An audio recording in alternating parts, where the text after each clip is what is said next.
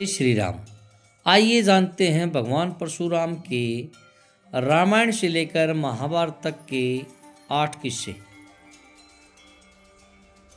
भगवान शिव और परशुराम का संबंध। परशुराम को शास्त्रों की शिक्षा दादा ऋषि, पिता जमदग्नि तथा शस्त्र चलाने की शिक्षा अपने पिता के मामा राज ऋषि विश्वामित्र और भगवान शंकर से प्राप्त हुई। उन्हें भगवान शिव ने फरसा नामक शस्त्र प्रदान किया था। पुराणों के अनुसार भगवान शिव ने परशुराम जी को अधर्म को नष्ट करने के लिए एक दिव्य फरसा भार्गव वस्त्र प्रदान किया था। इसी फरसे से उन्होंने 36 बार हय वंशीय क्षत्रिय राजाओं का वध किया था। कहते हैं कि उन्होंने 21 अभियानों में हय वंशी 64 राजवंशों का नाश किया था। परशुराम और गणेश जी का संबंध। सतयुग में जब एक बार गणेश जी ने परशुराम को शिव दर्शन से रोक लिया तो रुष्ट परशुराम ने उन पर परशु प्रहार कर दिया, जिससे गणेश का एक दांत नष्ट हो गया और वे एक दंत फैला। परशुराम और हनुमान का संबंध। एक बार अपनी शरण में आए एक निर्दोष क्षत्रिय को बचाने के लिए हनुमान जी ने परशुराम जी से भयंकर युद्ध किया। तभी हनुमान जी ने परशुराम के सिर पर गदा से वार किया और परशुराम जी बेहोश हो गए। यह देखकर भगवान शिव प्रकट हुए और उन्होंने इस युद्ध को रोकने को कहा। परशुराम और सहस्त्रबाहु का संबंध।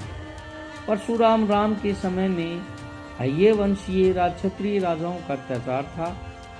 भार्गव और हय वंशियों की पुरानी दुश्मनी चली आ रही थी। हय वंशियों का राजा सहस्त्रबाहु अर्जुन भार्गव आश्रमों के ऋषियों को सताया करता था।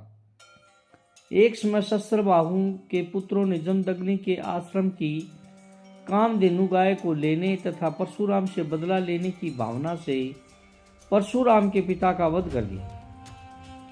परशुराम की मां रेणुका पति की हत्या से विचलित होकर उनकी चिता अग्नि में प्रविष्ट हो सती हो गई। इस घोर घटना ने परशुराम को क्रोधित कर दिया और उन्होंने संकल्प लिया कि मैं हय वंश के सभी क्षत्रियों का नाश कर दूंगा। इसी कसम के तहत उन्होंने इस वंश के लोगों को 21 बार युद्ध कर उनका समूल नाश कर दिया।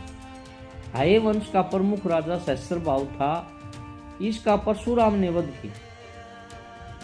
परशुराम और श्री राम का संबंध। जब प्रभु श्री राम ने शिव जी का धनुष तोड़ दिया था तब परशुराम जी क्रोधित होकर वहां आ धमके थे, परंतु उन्होंने श्री राम में विष्णु के दर्शन किए और उस समय विश्वामित्र ने भी उन्हें बताया कि आपके अवतार रहने का समय समाप्त हो चुका है और अब विष्णु जी स्वयं प्रभु श्री राम के रूप में हैं।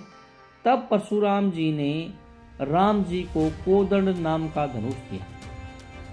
परशुराम और भीष्म का संबंध। सत्यवती के गर्भ से महाराज शांतनु को चित्रांगद और विचित्रवीर्य नाम के 2 पुत्र हुए। शांतनु की मृत्यु के बाद चित्रांगद भी एक युद्ध में मारा गया। तब भीष्म बालक विचित्रवीर्य को सिंहासन पर बैठाकर खुद राजकार्य देखने लगे। विचित्रवीर्य के युवा होने पर भीष्म ने बलपूर्वक काशीराज की 3 पुत्रियों का हरण लिया, लेकिन उनमें से एक बड़ी राजकुमारी अंबा को छोड़ दिया क्योंकि वह शालव राज को चाहती थी। अब दोनों अंबालिका और अंबिका का विवाह विचित्रवीर्य के साथ कर दिया गया।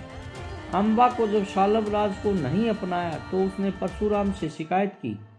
परशुराम ने भीष्म से युद्ध किया लेकिन उसका कोई परिणाम नहीं निकला और अंत में अंबा ने आत्महत्या कर ली। बाद में अंबा शिखंडी के रूप में जन्मी और उसने भीष्म से बदला लिया।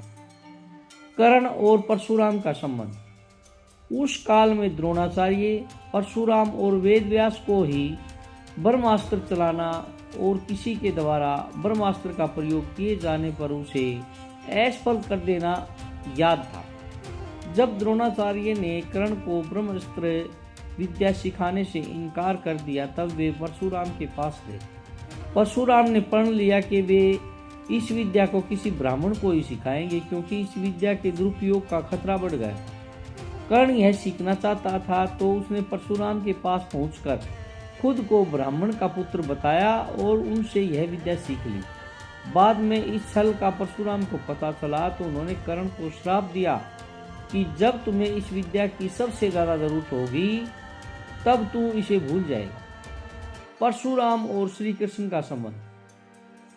महाभारत काल में परशुराम दक्षिण भारत में गोमांतक पर्वत के आगे कहीं आश्रम में रहते थे। जरासंध के आक्रमण के चलते एक बार भगवान श्री कृष्ण दक्षिण में चले गए। उस काल में दक्षिण में यादवों के 4 राज्य थे, आदिपुरुष, पद्मावत, क्रोंचपुर और चौथा राज्य यदुपुत्र रहित ने पश्चिमी सागर तट पर बसाया।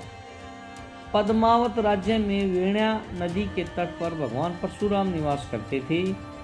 श्री कृष्ण ने उनसे वहीं उनके आश्रम में मुलाकात की तो परशुराम ने उन्हें सुदर्शन चक्र भेंट करके कहा कि यह तुम्हारा ही अस्त्र है। अगर आपको भगवान परशुराम से संबंधित यह जानकारी अच्छी लगी हो तो प्लीज़ लाइक, सब्सक्राइब एवं कमेंट जरूर करिएगा।